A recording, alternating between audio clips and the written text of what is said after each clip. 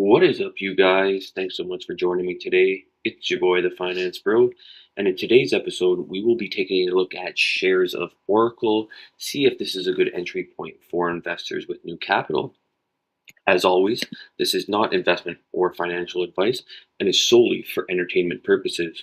All values that you will see within this video are as of market close on April 8th, 2026. Now, what we have in front of us here is the past 12-month price chart of Oracle shares. You can see that within that time frame, investors have received a 16.56% return. You can see there's big swings within this 12-month time frame, and the peak to trough decline has been close to 65%. Yet, with all that volatility, looking back 12 months, now mind you, we were in the Liberation Day trading at the near lows during this past April of 2025, so the numbers are looking a bit better than a different point in time, say January 25 to January 26. You can also see that shares are trading below their 50-day moving average in the green line and the 200-day moving average in the orange line. I also want to mention that the relative strength of Oracle shares are actually signaling an oversold trading range. Now, there are 39 analysts that cover Oracle. They have an average target price of $247.28. That does imply, where shares traded on market close of April 8th of 2026, a near 72% return if shares do hit the analyst target prices. You can also see earnings per share growth over the next year of 24% and the year after around 20%. Not bad for a company that's been around for so many decades. And you can see that sales growth over the past 12 months of 14.9%. Still good and should continue to benefit with the CapEx spending from hyperscalers and also their contracts in maintenance that we'll touch on later on in this video. You can see their gross margins of a wonderful 64.3%. You can see also in that trend, the 10-year trend, over the past 3 years, it has had a steep drop off. Now that is because of accelerated depreciation of certain equipment within data centers and their AI build-out. Yet they are still supporting a 64% gross margin and a good net margin of 25.3%. So the underlying fundamentals of the business are looking good. And when we look at where shares are trading on a technical basis over the past 12 months, you can see a 25.8 PE, and you can also see a forward PE of 18.2. Now, I think it's more clear if I show this graph here, and you can see that blue line in that valuation summary. That is the last 12-month PE.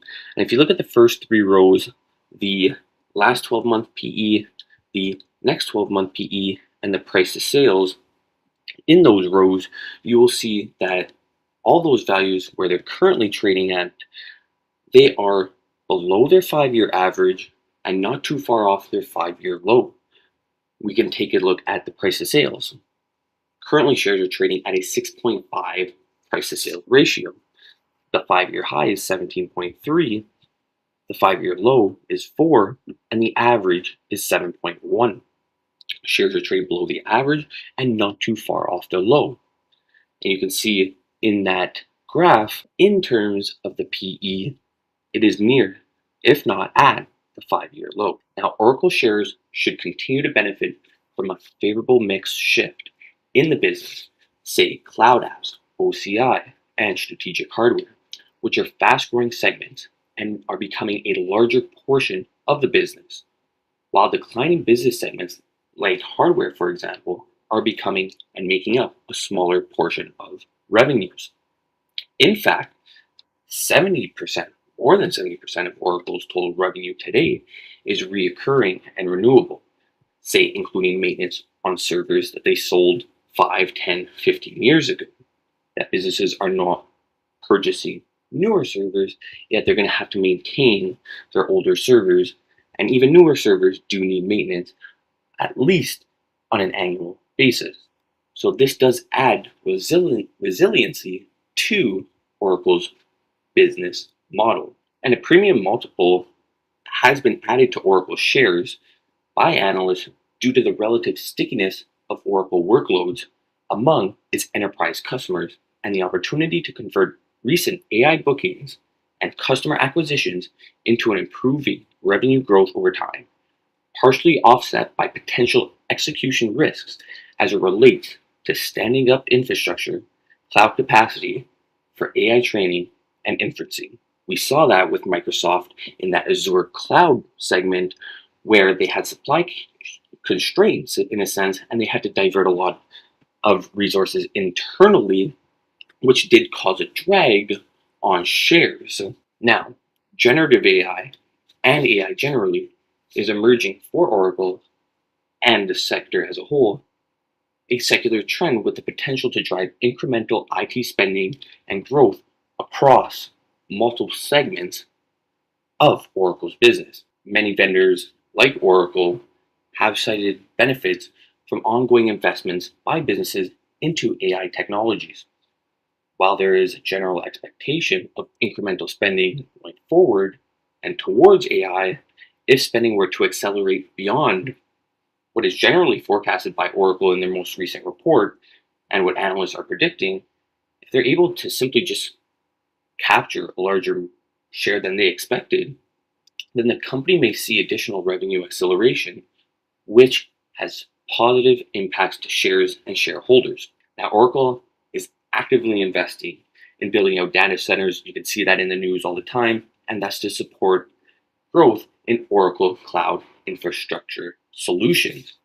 This is actually a segment that's growing faster than its hyperscaler peers, say Microsoft, Amazon, and Google. Those are the big three in the space. Again, they are the big three in the space, and they're much larger than Oracle Cloud Infrastructure, which means that they're able to grow much quicker, Oracle in this case, than the big three hyperscalers, just being so small. So they have had a lot more and meaningfully more growth than their peers.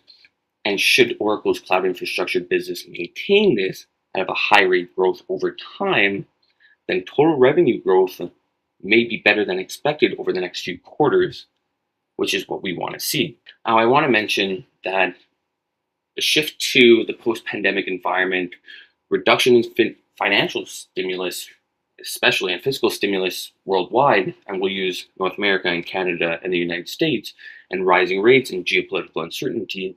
We can see that in 2022 with Ukraine and Russia, and now we can see that in the conflict within the Middle East. And that has caused significant business disruptions and uncertainty for companies of all sizes. As a result, software vendors have actually experienced a lot of lengthened sales cycles.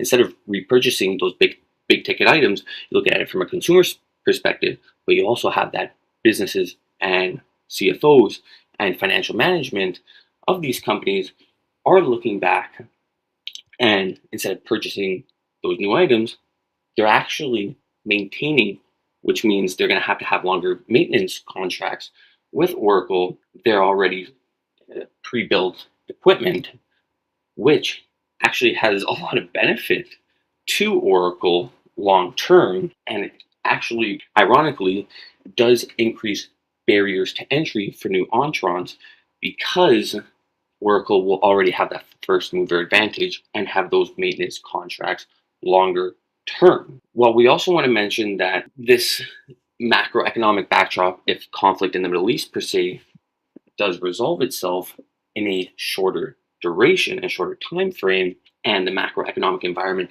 does look better long term globally, then Oracle will also benefit because then those big ticket items and big ticket equipment pieces that these businesses are heavily investing in through their capex spending will be dollars directed to Oracle, which will improve the revenue and growth profit. Now, I want to mention that there is a belief that Oracle may have an inability to balance growth with its profitability.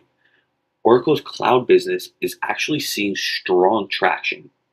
And with this growth in Oracle's cloud subscriptions, more than offsetting the license revenue declines that they've seen over the past 3 to 5 years. But at the same time, Oracle is seeing cost leverage increase as the business scales. Again, we're seeing a lot of capex spending, and we do see Oracle issuing debt, which they are more than able to cover their debt with their cash flows and their revenue and their assets as well. I know that was a big talking point for Oracle shares, which caused a significant decline late last year in 2025 and early this year in 2026. So with this cost leverage increasing with the business scaling, gross margins in its cloud business are increasing year over year. Again, they are leveraged, they're taking on debt, and they're going to continue to grow. If you look at Oracle's capex over 26, 27, all the way to 2030 and beyond, they're still expected to increase their spending significantly over that time and increase their leverage, which does make them very vulnerable to any failures.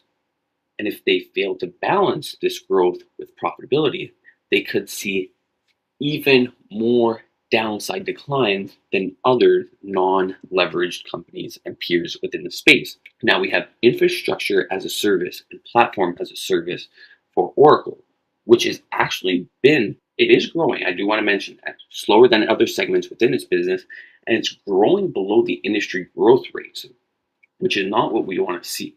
Now, if over the long term in these two segments revenue fails to grow even at the market rates, then you can see larger fluctuations in overall revenue within the coming quarters, which could lead to declining investor confidence. Now they're able to migrate customers to these platforms in a more efficient and smooth manner. You can put bears at ease with a more seamless synergies of these businesses, which, based on their Q4 2025 report, they are looking and actually acknowledging. Good thing that they're acknowledging, because if you don't acknowledge that there's a problem, you won't be able to find the solution.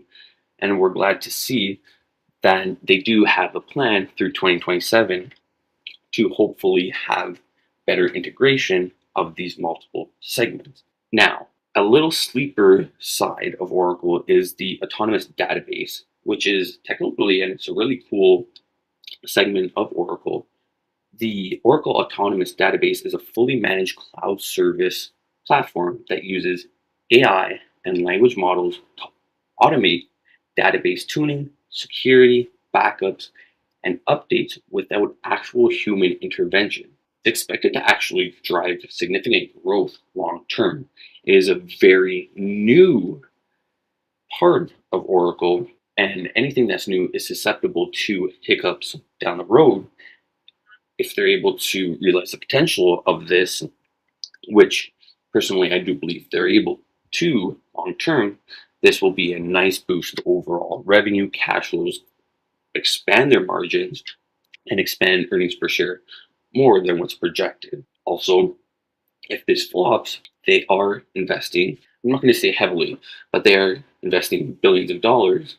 Again, for such a large company of Oracle's size, that's not that much of a big deal. Yet we don't want to see them burning dollars for a segment that doesn't take off. So that is a risk there.